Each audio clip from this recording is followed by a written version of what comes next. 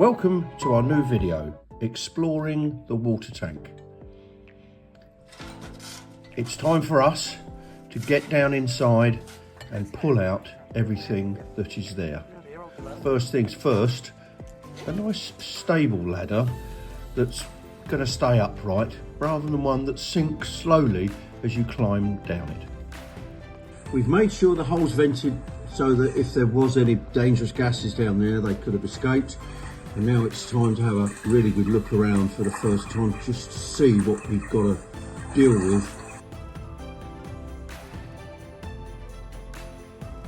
And so up comes the first piece, the oil drum. Just making a bit of space, just so that I can properly get in there. And we're in. The mud is thick, it's full of rubbish and debris and metal and glass and bricks and stones, and as you can see, as you dig down, you sink into the water. Okay, ready?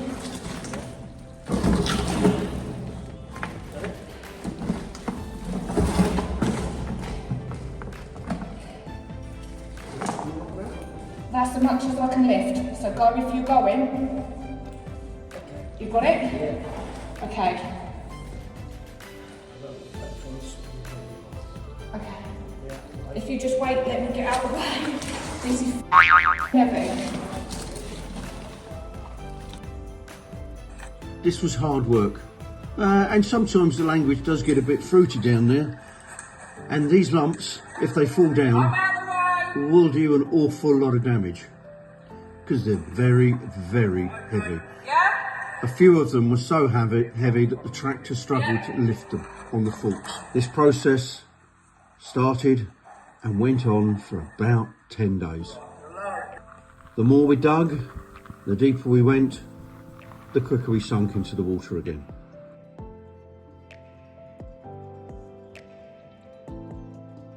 But this is what we revealed. All of the water that we've pumped out has only lowered the level by what you can see here. The line at the top was the water level, and now we've gone down about 6 inches. And strange things are starting to appear, archways and openings. We don't know to what yet, but it's looking like it's something much greater and grander than we expected. Look how long it is, look how wide it is, and look how clear the water is, even though I've been stomping around in all the mud and stirring it all up. We've also found this pipe. This steel pipe goes up to the surface, but it doesn't seem to be for filling. Early days, Rachel was scraping the mud out using a coffee cup. I think we need to think bigger than coffee cups.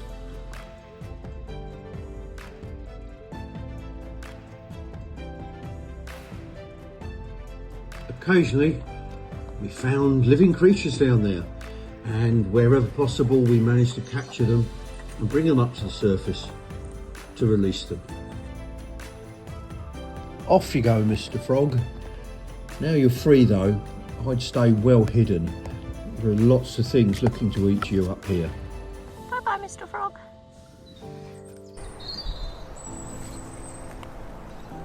Even on a grey, miserable day, the view from behind the wall is just amazing.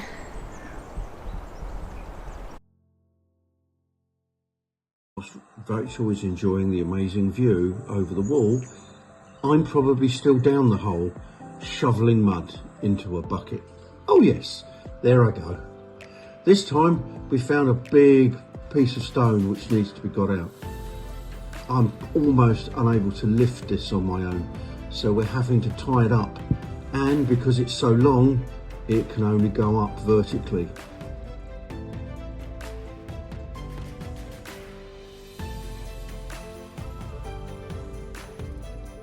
Our expertise at lifting and handling is growing all the time, and up she comes. This is a solid piece of stone. It's a beautiful piece of stone. It doesn't look it, covered in all the mud, but it is. We have no idea what it was for, but it is part of the old manor house. The next find, up it comes slowly but surely, is another huge piece of stone which we couldn't quite get out. So sadly this one was dragged over the top, causing a little bit of damage to the brick, but we can fix that. That stone was too heavy for the two of us to even lift. We kept on working, we brought out bricks, we brought out stone, we brought out metal, we brought out earth, we brought out a number plate off an old military vehicle, we brought out bottles, and these are beautiful finished stones which could have formed the doorstep of the old manor. We're both down the hole now, and we've pumped out literally thousands and thousands of gallons of water. So I've got all of that rock out from that side, and that is like dry, muddy clay with lots of stone in it. So that's what I was just seeing if I could shovel some out. But I hit that big last lump, and then there's found another one in the corner. So I'm still digging big lumps of stone out of this pile. So we're right away across the back, and I've got to go down the side. That concrete, or that stone with metal between it, that was coming out down here.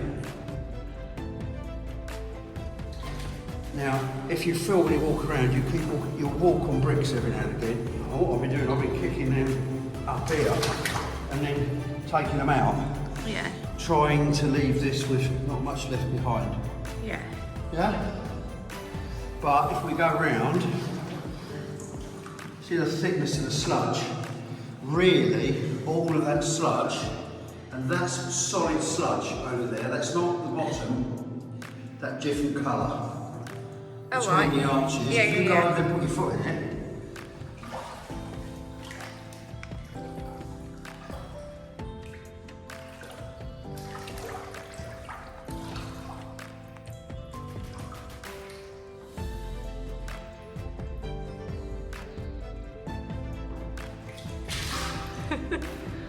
That's gross. As we walked around, having pumped out the water, we managed to go into the second chamber, which is exactly the same dimensions as the first.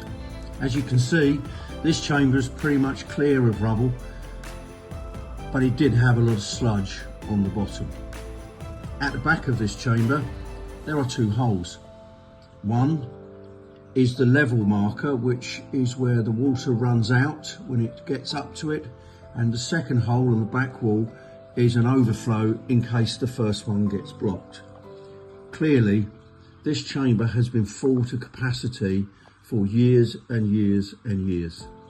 And whilst the entrance was blocked by somebody at some time dumping a load of rubbish down there, the rest of it was left pretty much undisturbed and untouched.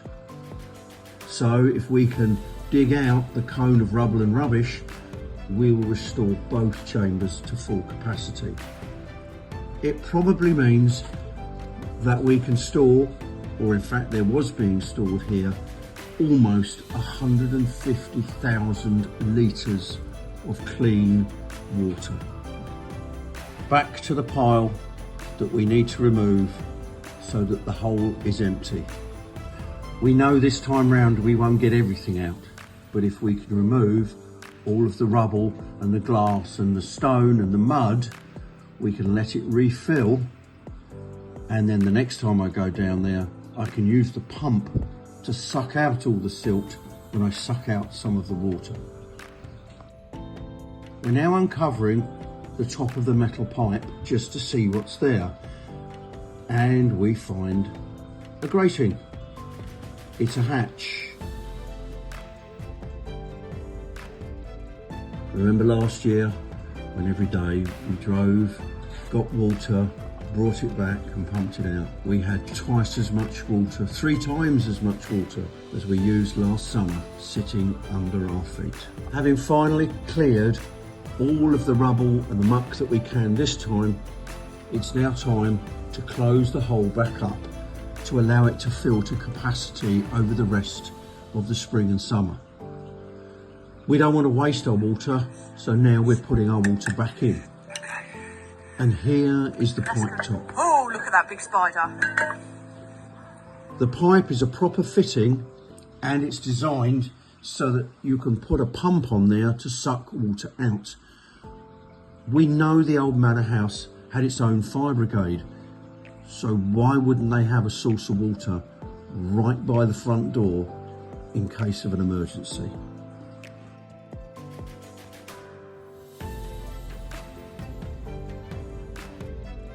The good thing about cleaning your tractor is you actually expose all the bits that you've broken, have snapped, and you need to repair. So all in all, that's a good thing to do. Thank you for watching our latest video. If you enjoyed it, please give us a thumbs up, and if you click on the little bell, it'll let you know the next time a video comes out. Thanks for watching. See you again.